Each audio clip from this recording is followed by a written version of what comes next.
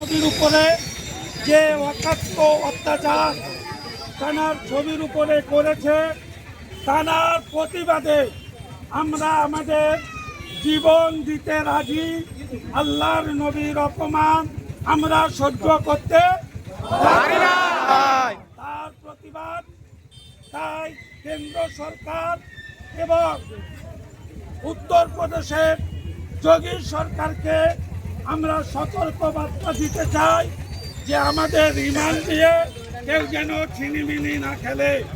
আল্লাহর নবীর আমাদের ঈমান, নবী পাকের নাম আমাদের ঈমান। তাই আমরা কেন্দ্র সরকার এবং RSS কে আমরা সতর্কবাণী করে দিলাম।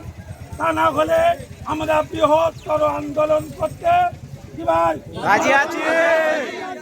আমাদেরকে বাধ্য করবেন না। আপনারা আপনাদের রাজনীতির প্ল্যাটফর্মে চলেন, ধর্ম নিয়ে আর ছিনিমিনি খেলবেন না।